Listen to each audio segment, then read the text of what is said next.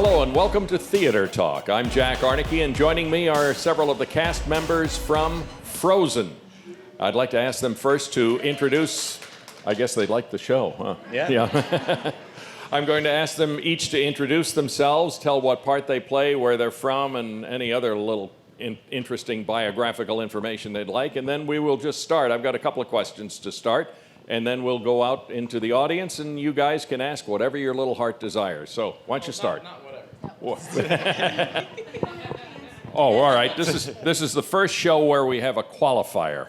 So he said not whatever, but go ahead. My name is Michael Everett. I'm originally from Dallas, Texas, and I'm in the ensemble. Hello, friends. My name is Britt West. I play Bolda, and I am also in the ensemble, and I'm originally from Dallas, Texas, as well. Hi, I'm F. Michael Haney. I play Olaf in the show. Thank you. And I'm originally from Georgia, but I've been in New York for the last 15 years, so I'll claim that instead. All right, good. Well, welcome. Now, I understand you guys have been here for much longer than just the run of the show. The show was actually teched here, one of the many shows that is teched. How does that procedure work? Are you guys here for the entire thing? Yes and no. Basically, the way that this large process works is the cast in its entirety with our director and our choreographers and all the different creative team elements that go into seeing the show that you saw today. That is rehearsed. We rehearsed in New York. We had about a month and some odd to make the show there. Almost at the same time here, our entire building team and all of the carpenters and all of the things were being fabricated here because we couldn't steal them from the Broadway show because it's still running. And they had to build them to also be packed up into a little box and taken across the country. And so we worked as two shows basically for a month and some each. And then we came to Schenectady as a cast and as a company, finally met everyone, and then we started the next part of the process, which was tech. Yes, and during tech, we basically, with this tech process, we started right from the top, full wigs, full makeup, full costumes. Everybody, let's go. We start with the top of the show, and we work through very slowly, we space it out, because what we've been doing is spacing in a rehearsal studio, and now we're on our stage. So we space everything out, they add the lights, they add, we started with mostly just piano, drums, and our music director. And then we got our orchestra later on, and we literally just started at the top of the show and creep on through scene by scene. And how long did it take? Maybe 2 weeks. It took us 2 weeks to get completely to the end, and then we started over again and added a little bit more sparkle on it. Mm-hmm. Yeah, and then we got here and we put it all together. When we say we went scene by scene, we mean we'd be 5, 6, 7, stop right there. Yes. 8, 1, 2. So it took a lot of patience. It took a lot of focus. We were here for 10 to 12 hours a day. Most days it was a lot, but it turned into this, which is totally worth it. Absolutely. Absolutely. Okay, we are open for all your questions. When you ask a question, I'm going to repeat it, so the folks who will be watching this, either on the website or on public access, will actually hear the question, even though you aren't mic'd, so I'll have to be your microphone. Questions, raise your hands and shout them out. Yes? How did you choose to be where you are, and how long did it take you? How did you choose to be where you are, and how long did it take you? For me personally, I grew up just kind of singing and dancing in general. Was never in class, was never trained, just kind of did it. And then in 6th grade, I fell into kindergarten or 6th grade choir. And then in junior high, fell into show choir. And then I started dancing in college really late. Was lucky enough to go to a really, really good school. And then once you get to New York, there's such an energy there, and everyone is hustling. And it definitely took me a few years to really start to get into that groove.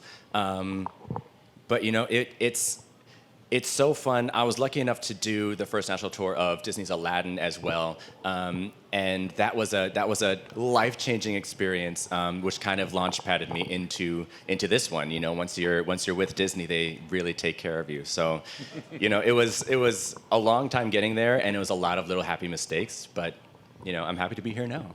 Good, good.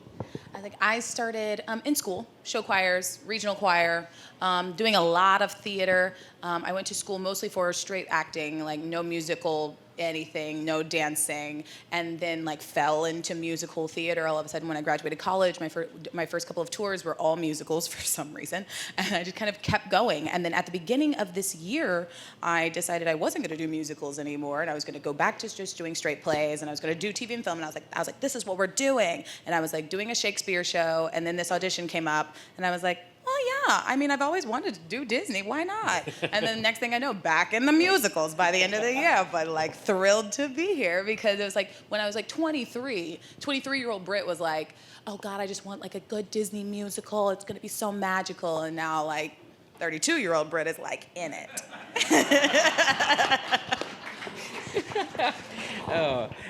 I did a lot of music, and I was a band geek when I was in school. I played a bunch of instruments, and one of my moms was my theater teacher, the other was my band director, so I was kind of doomed. My brother's an actor, and I really loved it. And I never did it. I never thought I'd do it professionally. I always wanted to do it because it was so much fun, and of the people that I got to be with, and to watch all of these amazing humans. And I'm really fortunate that that still is a very big part of the story that my career has taken me on. That I've never been on a national tour. I'm homesick. I have New York tattooed on my body because I love that city so much, and I haven't left it for more than 2 months in the last 15 years. But the open arms of Schenectady to like kind of like throw us into this national tour has been really, really thrilling. And this company, I cannot tell you, I'll probably cry, but I can't tell you how amazing this company is to come to work with every day, to look in their eyes and see how hard every single person is working. So my journey was, I never thought I wanted to do theater. I never thought I wanted to do musicals. I never thought I would do Frozen. I like hip hop and rock and roll. And so I was like, that'll never happen. So I went through a long period of my career doing a bunch of different things in New York and TV and film. And then finally I hit a certain age where I went, you know what? I'm gonna be an adult man now. Grew a big beard, shaved my head into a mohawk. And then my agent called me and said, you had an audition for Frozen. And I went, yeah, right. I walked in almost dressed like this, but with a beard and a mohawk. And the moment I went in, I was like, there's no way this is gonna happen, to play a little snowman. And I kind of fell in love with him, and they were very happy to bring me into the family. And so honestly, to answer like, when did you know where you're going? I still don't. And I'm thrilled to go on this journey, and it's terrifying. As an actor, we're giving up a year of our life to do this. At least. And so it's a thrilling journey, but like there's no time to start. There's no right way to do it. There's no pressure to any young actors or old actors. Like, go to do a community theater show. Like, do it. If this inspired you to do your first show, yes. So that is to answer the long question. Okay, great. And to be able to do what you love and get paid for it, that's outstanding. Questions? Yes.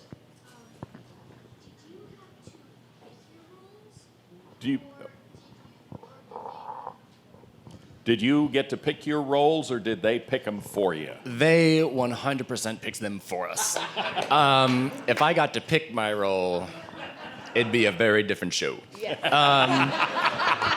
But yes, it's generally like that.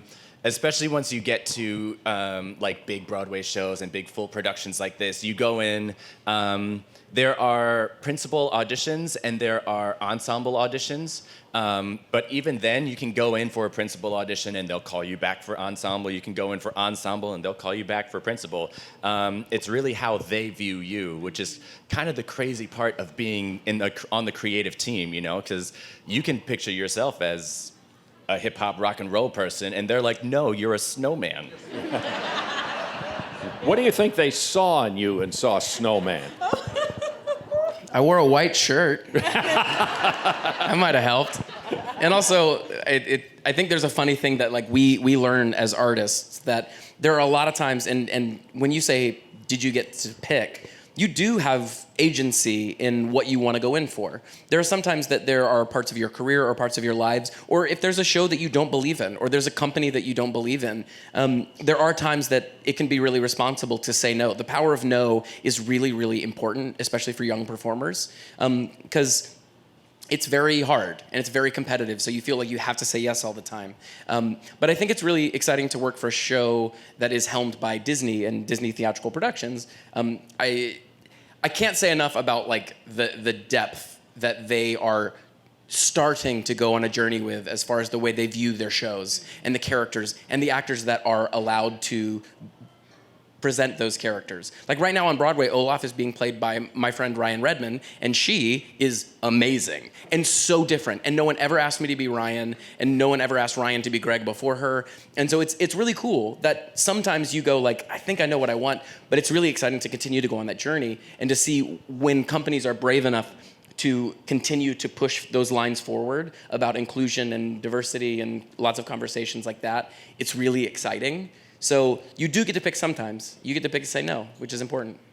Did you ever do any puppetry before?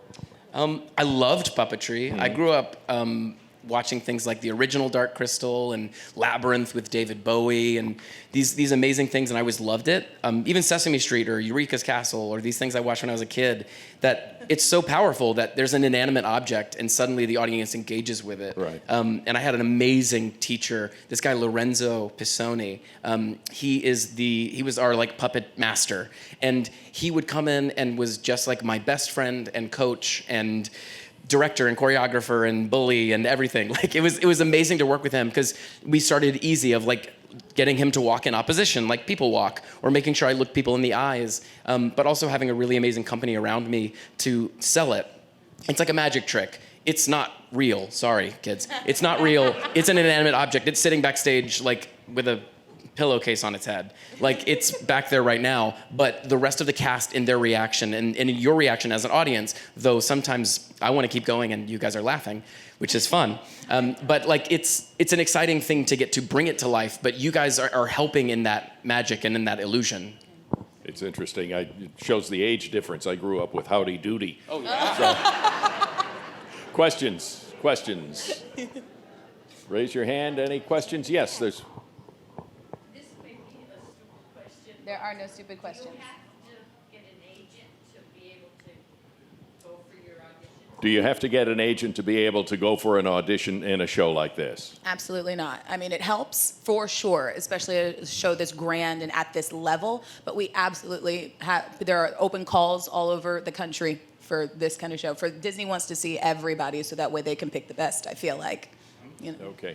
And there was a question there. Yes, say it loud, please. How many costume changes did you do this show? How many casting changes? Costumes. Oh, costume changes. Costume changes. How many? You start, not count. Every other number in the first act, I changed costumes completely. Yes. But yes, every number. And then in the second act, every number I changed costumes. So every number. Absolutely. Yes, and I was like, and he plays so many characters. I was like, but I have a feature role, so I'm going back and forth from multiple different ensemble characters, back and forth to Bolda, back and forth to Bolda. And there are so many pieces to that girl. Oh my goodness. And sometimes you have like really, really quick ones. So you have like a team of maybe 3 or 4 people getting you dressed because she's got a wig, she's got a necklace, she's got 3 bracelets, anklets, shoes, dress, the whole shebang because it's full out. How many times do you change costumes? Yeah. 0. 0. And he's the Rough lucky one. draft. How much does the reindeer weigh? Oh, I don't remember even know. when Lion King was here, the warthog was like 45 pounds. Oh, I don't know. I think that there's part of it at least that weighs 65 pounds. Yeah. But there are also sections where the performer, and both of them, both Colin Baja and Evan Strand, are remarkable athletes who trade off shows, and they do 4 each. They're both very particular, like they're both like different puppy dogs that we can tell who it is because they're that amazing and unique. But I think there's one point in time where he also is carrying stuff for the other actors, like props and stuff on his back. So it's designed really, really beautifully, but she's heavy. Yeah, Yeah, I can imagine. Is it just one person in the reindeer? there's one person in the reindeer each night. Yes. Yes, ma'am. On his feet and his hands. Yes, ma'am. Yes, yes. He's got some stilts and also on the ground. He's like this. Yeah. But this is a stilt and this is another stilt on his feet. So he's, yeah. Yeah. And his abs are amazing. I can. It's a lot of ab work. Yeah. Okay. Questions? Yes. What's your favorite number? And why? Oh, I would say Fixer Upper is my favorite number. It's so fun, it's so high energy, and it's so different than everything else we do in the show. But at the same time, I would also say that Coronation is my favorite number because there's so little classical partnering these days in shows and stuff. And Sarah Ogliebe and Rob Ashford did a great job of really bringing that number to life and bringing that I don't want to call it a generation, but like that era of class and beauty like back to the stage, and the way that you can flip between that in just 2 acts is beautiful. Absolutely. I was gonna say I love the whiteout. I was like, yes, I love Fixer Upper because I get to sing in Fixer Upper. But I love the whiteout, one, because of the athleticism in a lot of the choreography, and it's very like my style. And I love how much ensemble work there is and how the entire ensemble is creating this storm that is entrapping all the principals. And then when like we get to create like that big freeze in the end, and we're all just like they're breathing together, holding very still and very awkward positions. But it creates something so gorgeous, but it literally takes the entire company to do it. And I think that's really lovely. That's an amazing scene. That is amazing. Mine is kind of between the two of those. My favorite scene in the whole show is Christoph's Lullaby. It's the one he sings when she's been after Fixer Upper and she collapses and Pobby is healing, and so are the rest of the members of the Hidden Folk. And the women are doing this beautiful dance in silhouette. It's lit so beautifully, and it's all to lend all this energy and like the acting chops of every single person in the arc around her, and also for her. She's been doing a long show, and so to she's not just lying there, I promise. And then to all have all of that focused. And then the outlet for that scene is Mason Reeves, who plays Christoph. And he is such a remarkable like heart and person. It just comes pouring out of him during that song. But it's the whole company behind him, supporting him and helping everything happen. You don't even notice the amount of things that are happening while the men are off stage changing as quickly as possible. But I just love it. It's a pinpoint moment. And there's so few moments there's so much magic and so many giant sets, but all of a sudden it focuses down onto a spotlight on a young man standing on the front of the stage and you all watch him. And it's just so beautiful. I weep every time. That's okay. That's okay. Questions? Got some young people here. Yes, go ahead. When you're on the road like in Schenectady, do you all stay together? Do you have cars? Do you eat meals together? When you're on the road, like the couple of weeks in Schenectady that the show is on, and I guess plus teching, do you all stay together? Do you eat together? Do you have cars so you can go someplace other than downtown? We live all over. A lot of people get Airbnbs. There are hotel options. There's like some people like to be like off with their own thing and feel completely separate. Some people I like to be close to the theater because I wake up late, so I could just like run over here. Some people have cars. Some people bike, so that way they can be like get around. We were provided a meal today by the lovely Proctors Guild, I believe. So we are eating together upstairs right now, and I'm gonna go get on that right after this. But you know, we hang out and yeah. Some people are rooming together, right? I mean, we're friends, but we're also coworkers. So like, it's all those things. You know, we go bowling together. Yeah. We do lots of things, and also we're gonna experience the country together. And I've never been out, so people who have and people who've experienced other parts of the world, I'm gonna be like, so where do I eat? Where do I go? What do I do? What's the sights to see? All those things. So it's fun. And we got time for one more question before you have nothing but scraps left up prepared by the Guild, which are also quite good, I might add. One more question. Yes. I guess this is probably directed more towards Olaf, but if you have other questions, Olaf character, I can say, sorry. But do you ever find yourself acting characters after the show? For Olaf, do you ever find yourself acting in character after the show when you're away from the stage?